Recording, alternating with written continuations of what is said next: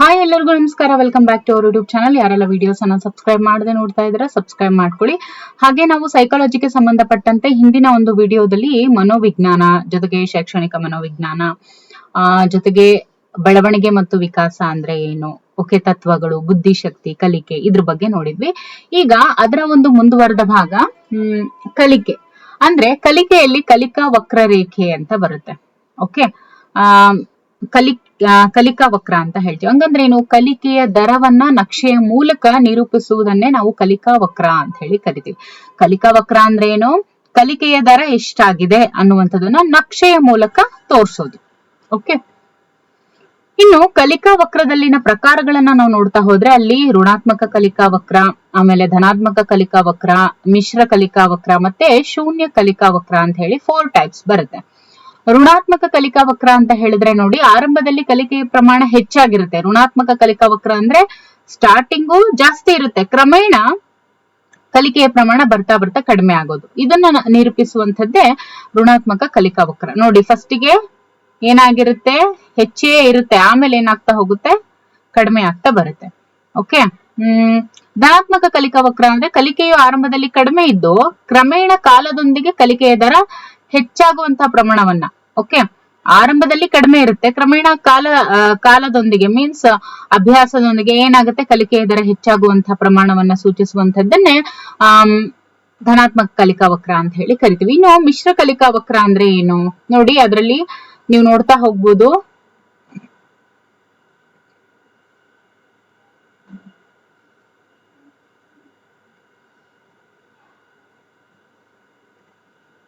ನೀವಲ್ಲಿ ನೋಡ್ತಾ ಹೋಗ್ಬೋದು ನೋಡಿ, ಋಣಾತ್ಮಕ ಕಲಿಕಾ ವಕ್ರ ಯಾವ ರೀತಿ ಇಂಡಿಕೇಟ್ ಮಾಡಿದ್ದಾರೆ, ಆಮೇಲೆ ಧನಾತ್ಮಕ ಕಲಿಕಾ ವಕ್ರ ಯಾವ ರೀತಿ ಇಲ್ಲಿ ಇಂಡಿಕೇಟ್ ಮಾಡಿದ್ದಾರೆ ನೋಡಿ. ಕಾಲದ ದರ, ಕಲಿಕೆಯ ದರ ಫಸ್ಟಿಗೆ ಆರಂಭದಲ್ಲಿ ಕಡಿಮೆ ಇರುತ್ತೆ, ಆಮೇಲೆ ಕ್ರಮೇಣ ಹೆಚ್ಚಾಗ್ತಾ ಹೋಗುತ್ತೆ. ಮಿಶ್ರ ಕಲಿಕಾ ವಕ್ರ ಅಂತ ಬಂದಾಗ ಹೆಚ್ಚು ಕಡಿಮೆ ಆಗ್ತಾ ಬರುತ್ತೆ. ಇದು ಎಸ್ ಆಕಾರದಲ್ಲಿ ಇರುತ್ತೆ. ಓಕೆ, ಎಸ್ ಆಕಾರದಲ್ಲಿ ಇರುತ್ತೆ, ಹೆಚ್ಚು ಕಡಿಮೆ ಆಗ್ತಾ ಹೋಗುತ್ತೆ ಇದು. ಓಕೆ, ಯಾವುದು? ಮಿಶ್ರ ಕಲಿಕಾ ವಕ್ರ.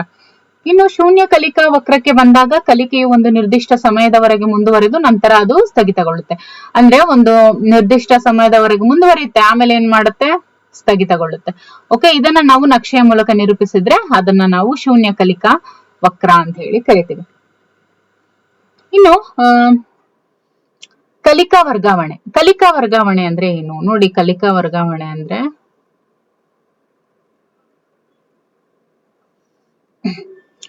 ಕಲಿಕಾ ವರ್ಗಾವಣೆ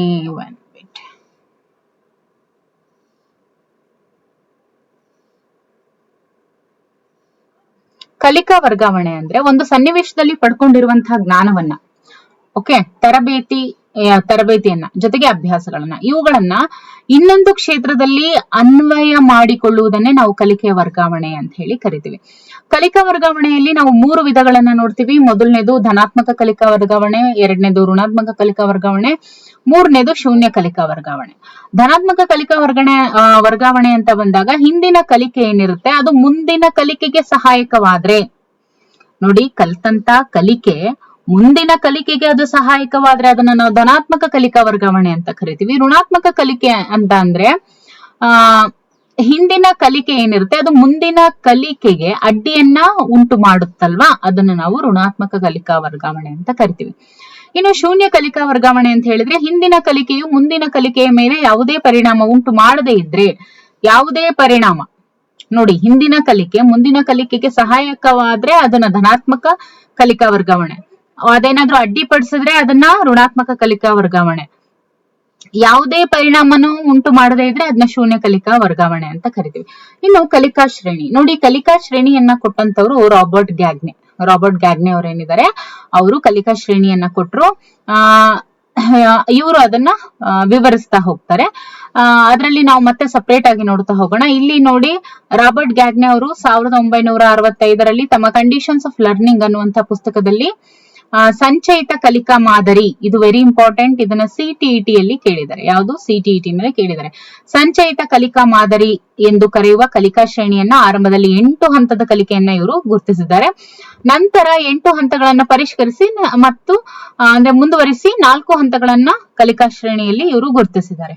ಓಕೆ, ಕಲಿಕೆಯ ಮೇಲೆ ಪ್ರಭಾವ ಬೀರುವಂತಹ ಅಂಶಗಳು ಯಾವ್ಯಾವು ನೋಡಿ? ಕಲಿಕೆಯ ಮೇಲೆ ಪ್ರಭಾವ ಬೀರುವಂತಹ ಅಂಶಗಳು ಬಂದು ಅಭಿಪ್ರೇರಣೆ, ಆಸಕ್ತಿ, ಅವಧಾನ, ಸ್ಮೃತಿ, ವಿಸ್ಮೃತಿ, ಇವೆಲ್ಲವೂ ಕೂಡ ಕಲಿಕೆಯ ಮೇಲೆ ಪ್ರಭಾವ ಬೀರುವಂತಹ ಅಂಶಗಳು. ಈಗ ಹಿಂದಿನ ವಿಡಿಯೋಸ್, ಈಗ ನಮ್ಮ ಒಂದು ಯೂಟ್ಯೂಬ್ ಚಾನಲ್ ಅಲ್ಲಿ ನೀವು ಪ್ಲೇ ಲಿಸ್ಟ್ ಅನ್ನ ನೋಡಿದ್ರೆ, ಸೈಕಾಲಜಿ ಪ್ಲೇ ಲಿಸ್ಟ್, ಅದರಲ್ಲಿ ಕಲಿಕೆಯ ಮೇಲೆ ಪ್ರಭಾವ ಬೀರುವ ಅಂಶಗಳು ಅಂತಾನೆ ಒಂದು ಸಪರೇಟ್ ಟಾಪಿಕ್ ಇದೆ ನೋಡಿ.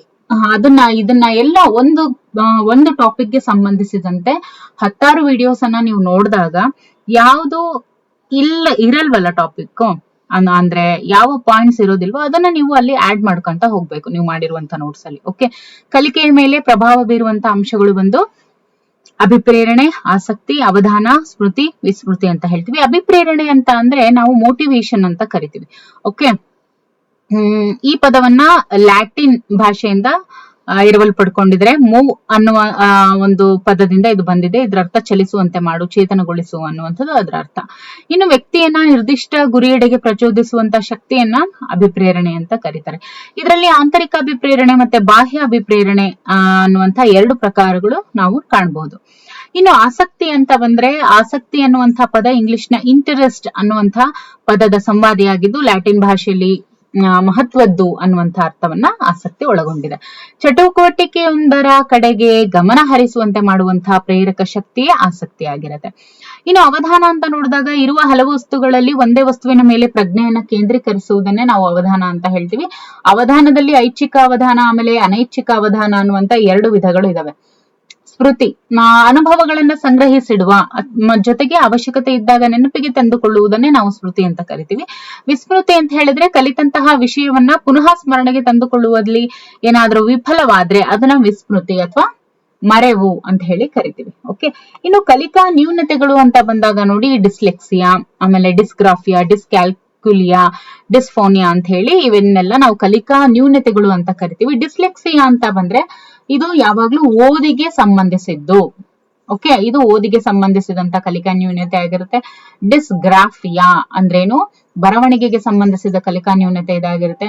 ಡಿಸ್ಕ್ಯಾಲ್ಕ್ಯುಲಿಯಾ ಇದು ಗಣಿತದ ಸಂಬಂಧ, ಅಂದ್ರೆ ಗಣಿತಕ್ಕೆ ಸಂಬಂಧಿಸಿದಂತೆ ಅಸಮರ್ಥತೆ ಅಂತ ಹೇಳ್ತೀವಿ. ಅಂದ್ರೆ ಮಕ್ಕಳಲ್ಲಿ ಅಂದ್ರೆ ಮ್ಯಾಥಮೆಟಿಕಲ್ ಕ್ಯಾಲ್ಕುಲೇಷನ್ಸ್ ಆಗಿರ್ಬೋದು, ಓಕೆ, ಅದರಲ್ಲಿ ಅಸಮರ್ಥತೆಯನ್ನ ಹೊಂದಿರುವಂತದ್ದು ಮಕ್ಕಳು. ಓಕೆ, ಆಮೇಲೆ ಡಿಸ್ಫೋನಿಯಾ ಅಂದ್ರೆ ಏನು? ಧ್ವನ್ಯಂಗಗಳ ದೋಷದಿಂದ ಮಾತನಾಡುವುದರಲ್ಲಿನ ನ್ಯೂನ್ಯತೆ ಡಿಸ್ಫೋನಿಯಾ. ಫೋನ್ ಅಂದ್ರೆ ಏನು? ಫೋನ್ ಅಲ್ಲಿ ಮಾತಾಡೋದು. ಸೊ ಧ್ವನ್ಯಂಗಗಳು ಏನಿರ್ತವೆ ಅದರ ದೋಷದಿಂದ ಮಾತನಾಡೋದ್ರಲ್ಲಿ ನ್ಯೂನತೆಯನ್ನ ಒಳಗೊಂಡಿದೆ. ಅದನ್ನ ನಾವು ಡಿಸ್ಫೋನಿಯಾ ಅಂತ ಹೇಳಿ ಕರಿತೀವಿ. ಓಕೆ,